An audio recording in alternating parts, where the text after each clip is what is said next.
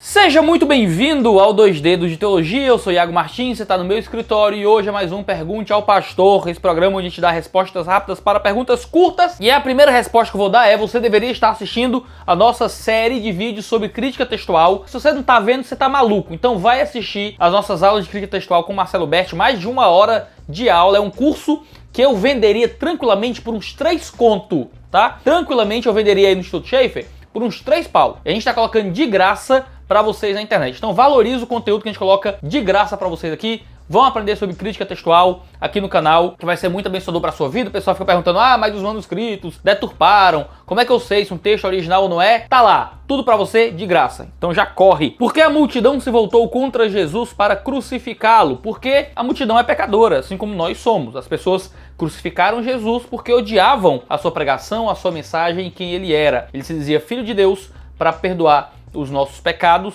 Nós continuamos crucificando Jesus todo dia quando nós o rejeitamos e andamos contra ele. Acompanhamento pastoral para pessoas com problemas com pornografia pode? Claro que pode. A pessoa precisa de acompanhamento pastoral justamente porque ela tem um problema de pecado. É um pecado horrível porque vicia, porque afeta a própria neurologia do indivíduo. É um ato de desamor com as pessoas que estão participando. Tem tráfico humano, quase escravidão em alguns países para que produz esse tipo de conteúdo de pornografia, fora o adultério que isso gera e a humilhação que isso é para a pessoa que vive com você. Então você precisa de aconselhamento pastoral para lidar com casos de pornografia, com certeza. Orar de madrugada é melhor? Não tem nada na escritura que diga que um horário te coloca mais perto de Deus do que outro horário. Isso é invenção de gente que acha que quanto mais eu me sacrificar durante a oração, melhor. Então vai orar de joelho no milho, vai orar, sei lá, apanhando. Não tem nada a ver. Você ora, fala com Deus, não é pelo muito falar, não é pelo tipo de se eu tô em pé ou sentado que vai fazer diferença para Deus. Você entraria no Big Brother Brasil como experimento social evangelista? Não, certo? Para eu aceitar participar do Big Brother Brasil, eu teria que viver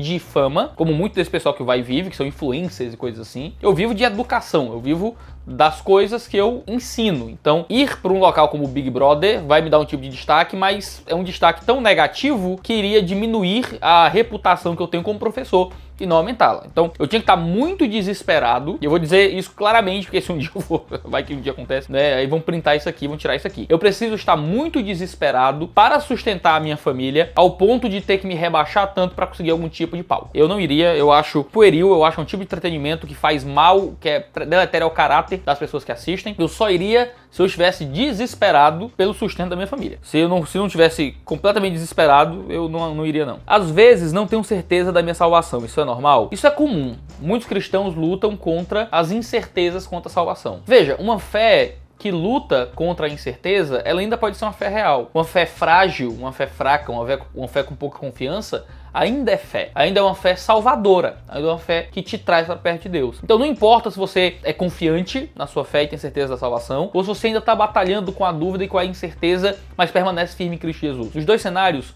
o que você tem é uma fé salvadora, porque o que te salva não é a força e a qualidade da sua fé. O que te salva é a força e a qualidade daquele em quem temos fé. Por isso a gente pode dizer: eu creio, me ajuda com a minha falta de fé. Qual a diferença entre Cronos e Kairos? Nenhuma, tá? É invenção do pessoal. Cronos, Kairos significa fundamentalmente a mesma coisa, dependendo do uso no grego. Como exortar o irmão pecando com a vaidade? É muito complicado quando você vai exortar pessoas que cometem pecados de interpretação muito subjetiva. Dar um murro na cara de alguém é objetivo, roubar dinheiro é objetivo, transar fora do casamento é objetivo, vaidade, orgulho, questões interiores do coração são questões de juízo um pouco mais perigoso. Então é importante que você seja humilde na repreensão e ajude a pessoa a chegar junto com você naquela conclusão. Então você senta com a pessoa e diz: olha, eu tenho percebido isso, você acha que é isso mesmo, tenho visto essa evidência, mas eu não tenho como julgar diretamente o seu coração, mas parece que tem uma raiz aí de vaidade e tal, e chega junto com a pessoa nessa conclusão, porque é importante que você possa ser instrumento de Deus para que a pessoa se convença de que aquele pecado está realmente sendo praticado, e não que você simplesmente chega com um porrete na cabeça dele pra bater nele e dizer: você tá pecando e tem que mudar, blá blá blá. Não é assim que funciona com nada. Todas as autoridades são constituídas por Deus ou a Bíblia está sendo mal interpretada? Sim, toda autoridade é constituída por Deus, vem de Romanos 13 isso, e é óbvio, Deus é quem coloca as autoridades lá. O que é mal interpretado é achar que isso significa que Deus está aprovando toda a autoridade que ele coloca lá. Deus colocou Hitler lá, Deus colocou Lula, Deus colocou a Dilma, Deus colocou o Temer, Deus colocou o Bolsonaro. Deus coloca os líderes lá, todas as autoridades são impostas por Deus Deus e a gente cumpre e obedece às leis que são exercidas pelas autoridades. Isso não significa que as leis são boas, não significa que as autoridades estão sendo aprovadas pelo Senhor, que a gente não pode protestar ou criticar, porque no Antigo Testamento, líderes civis que Deus colocou lá eram julgados pelos profetas e criticados pelo povo. Então, Deus colocar lá não significa que Deus o está aprovando. Deus guia a história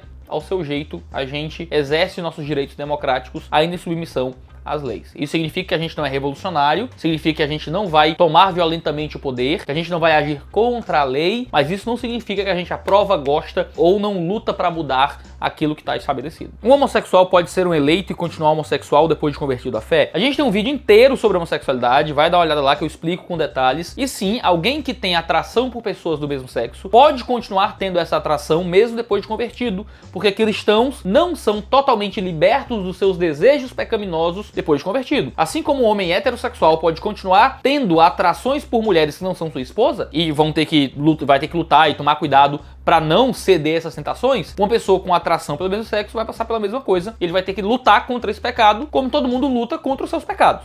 Então, não existe nada fora do normal. É uma pessoa com um coração pecaminoso e tendências pecaminosas lutando contra o seu pecado, como qualquer pessoa. Agora, ele só não vai mais poder viver o seu pecado, assim como ninguém pode viver o seu pecado. Unção do riso é bíblico? A única unção que é bíblica é a unção do Espírito Santo na conversão. É quando você é ungido por Deus ao ser salvo, então você recebe a unção do santo. Todas as outras unções que não seja a unção que vem da salvação não são unções do Novo Testamento. No Antigo Testamento havia a unção do profeta, a unção do sacerdote, a unção do rei. Em Cristo Jesus a gente recebe essa unção pelo Espírito Santo no processo de salvação. Unção do riso, unção de cair para trás, unção do que quer que seja, tudo isso é só invenção de gente que está adicionando coisas à experiência da fé que nunca vieram da palavra. Viu o que o Papa disse sobre Maria ser um caminho para Deus? Vi sim, vi sim. Isso deveria entrar no Teólogos do Twitter. Eu vou até abrir aqui. O Papa disse assim, ó: Pontifex. Maria não é apenas a ponte entre nós e Deus. É mais. É o caminho que Deus percorreu para chegar até nós e o caminho que nós devemos percorrer para chegar até Ele. E hashtag Anunciação do Senhor. Ou seja, para o Papa, Maria é o caminho que nós percorremos para chegar até Jesus. O que aqui significa? Maria é o intermediário entre homens e Deus. E isso é heresia, tá? Isso é heresia. O Papa é um herege, tá bom? O Papa é um herege. Ele solapa a Bíblia e ofende diretamente a pessoa de Cristo Jesus. 1 Timóteo 2,5 diz assim: porquanto há um só Deus e um só mediador entre Deus e os homens, Cristo Jesus. O homem, Jesus é o único caminho. Jesus é a única ponte para percorrer. Jesus é o único meio para Deus. Qualquer um que diga o contrário peca contra a pessoa de Jesus e ofende as bases e as raízes da fé cristã. Porque o catolicismo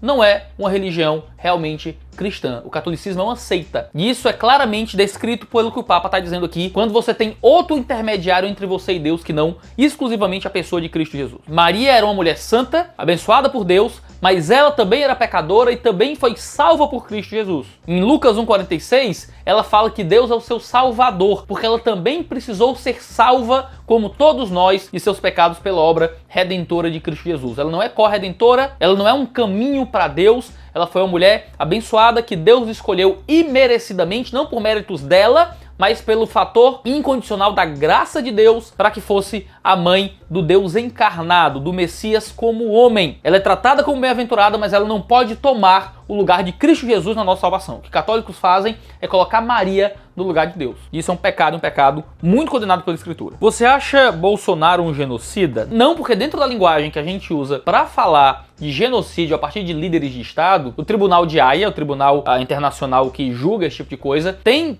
fatores a preencher para considerar alguém um genocida. Bolsonaro não entra nisso. Quando a gente olha para a história dos genocídios mundiais, o que a gente encontra é uma intenção de morte muito específica que se manifesta nesses governos, tá? Quando você olha para Mao, Pol Pot, quando você olha para Stalin, para Hitler, o genocídio foi um ato deliberado de matar por motivos de purificação, o que é que seja, escolhendo especificamente um grupo étnico ou civil. Veja, isso não é o que acontece no governo Bolsonaro. Eu acho que o que o Bolsonaro faz é um crime contra a humanidade. Dentro das características do Tribunal de Haia, entra claramente, o Bolsonaro deveria ser julgado por isso, a partir do momento em que ele deliberadamente escolheu não comprar vacina. E quando a política de Estado do Bolsonaro, por muito tempo, foi infectar o maior número de pessoas possível. Então você tem relatórios que julgam as decisões na área de direito durante a pandemia. Então você já tem declarações do Ministério da Economia, da AGU e do Bolsonaro que deixam muito claro que a investida na imunidade de rebanho foi uma forma de fazer as pessoas se infectarem o mais rápido possível. O Bolsonaro nunca usar máscara, propor tratamentos que não funcionam. Isso eram formas de fazer as pessoas se infectarem, viverem suas vidas comuns.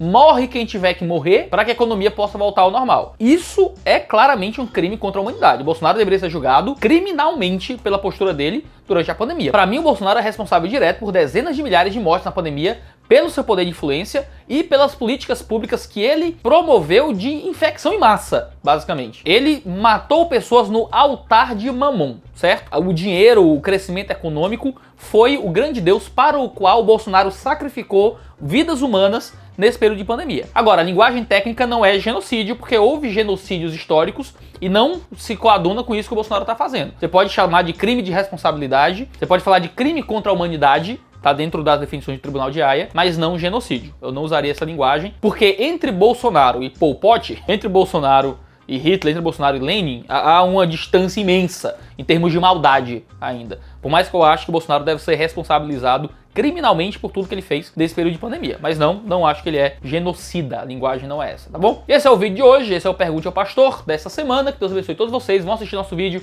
de crítica textual, porque depois a gente tira do ar, aí você vai ficar chorando porque não assistiu. Então vai dar uma olhada lá. Tem material do aluno, tem aula transcrita, negócio fino, bonito, tá bom? A gente tem vídeo toda terça e quinta-feira. Nossos vídeos de crítica textual estão saindo toda segunda, sempre 10 horas da manhã, aqui no 2 Dedos de Teologia. Um abraço, cheiro no seu cangote e até a próxima.